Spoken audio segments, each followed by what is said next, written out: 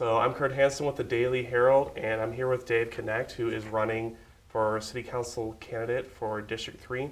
Dave, why don't you just first introduce me to you and also introduce the candidates to kind of why you want to be on the City Council? Well, I've been involved in the neighborhood program for many years. Prior to 1992, I was just an average citizen, and I bought a building lot in southeast Provo, and soon after that, the county announced that they were going to build their new county jail right next to my subdivision. So my wife said, that's simple, you either sell the lot or move the jail. And after some hard work, the jail is now in Spanish Fork. I've spent 13 of the last 21 years in the neighborhood program. In 2001, I ran and won a citywide seat on the City Council. I served one term, pretty much at the request of my family, who I still had some young boys at home, and it really takes a lot of time to serve on the council. So rather than serve a second term then, I spent the time to get them through school, missions, and college. And now that that's all done and this seat is open with Hal Miller not running again, I thought I'd run for a second term. I kind of enjoyed it the first time, and I like being of service. Awesome. So the first thing I want to address is the unique demographics of Provo. The average age in Provo is right around 23, 24, and a lot of that comes from the young professionals in the community, including students. There are a lot of students in your district. You have basically the whole walking area is almost all students with that off-campus housing. What would you do to help the student population become more familiar with their city government and what you're going to do for them? Well, the neighborhood program has 34 neighborhoods, one of which is the university. And right now the president of the university is the neighborhood chair, but Steve Sandberg is his acting agent, does a great job. What we are missing in that equation is someone, perhaps as a vice chair, to represent the student body, whether it be the student body president or some other person. It's difficult for students to have a neighborhood chair election, the way their student housing is set up. But I am partial to someone who's already in student government, who is familiar with the needs of students, and whether it's parking or housing, they have issues and they need to be addressed. So I would recommend that we get somebody to represent them, and I would focus on the student body president. Awesome. Now, again, addressing demographics, but now focusing more on the demographics of District 3, you have everything from these students in Joaquin to people in Provost to South Franklin. This is a very wide demographic as far as income, as far as age, everything. There's a very wide demographic. Do you see this as a hindrance or as a helping hand in meeting the needs of those in your district? It's a challenge. We do have in the southeast, and it goes just over the freeway also. Provo in general is not that wealthy. There are spots that are. No. But by the 2000 census, we had 26.8% of the population at the poverty level. And we have a lot of our children, maybe half the kids, are on subsidized lunch. Some schools more so than others. We also have 12.5% of the families in Provo living at the poverty level. A lot of those are in the south, southeast, southwest, certainly the central parts of town. So it makes it a little bit more challenging to find people who have the time and the talent and the willingness to help in the community, because if you're just struggling to get by every day, it's hard to find extra time. So there is a challenge there.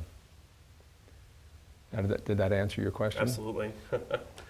Now, one of the greatest assets I feel that you bring to your race is, as you said before, you have decades of experience with the city government. Tell me about how you feel this experience has helped you in understanding the needs of the city, and also how you're going to utilize that experience in updating the general plan to reflect the Vision 2030. Right.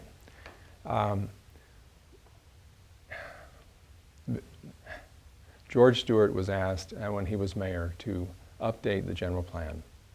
And he formed Task Force 2000. I ended up being chair of that.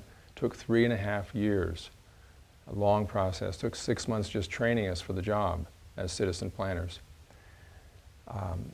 That is a document that's required by state law, and it's updated every 5 years.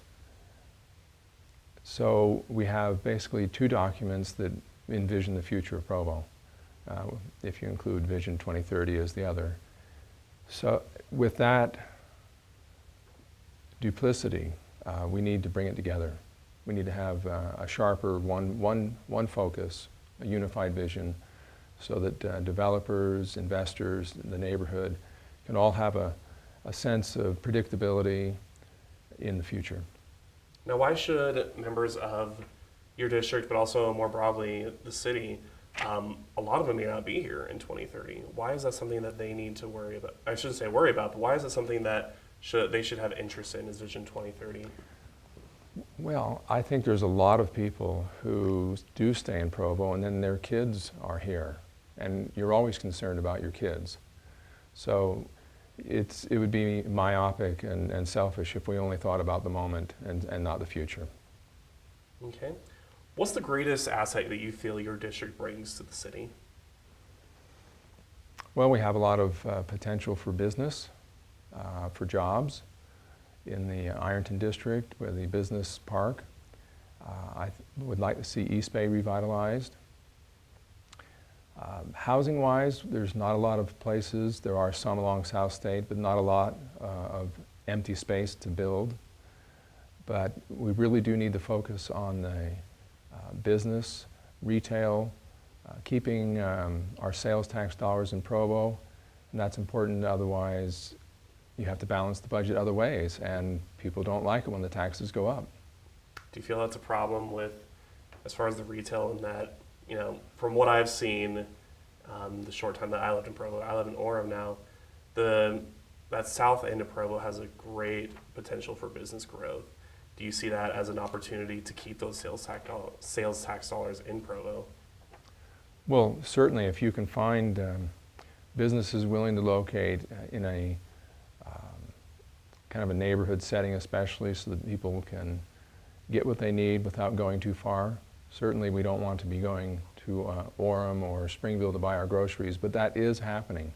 So one of the focuses we need to look at or focus on is just bringing some grocery stores to Provo that will meet our daily needs. Overall, why do you think that you should be the city councilman for your district? I have the time, I have the experience, and I don't know. Besides that, just a willingness to serve. When I served last time, it took all of my vacation time every year to go to meetings. This year, if I'm elected, my employer has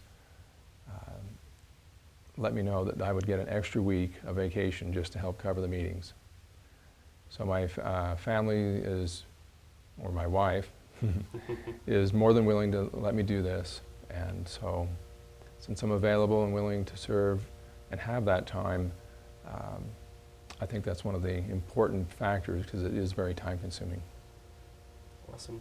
Is there anything else that you'd like to add? Just as a wrap up, you mean? Yep. Okay, well, my platform partly is a balanced approach, and I believe we have to worry about balancing our budget, and part of that is keeping our sales tax here in Provo. And balanced growth is number 2.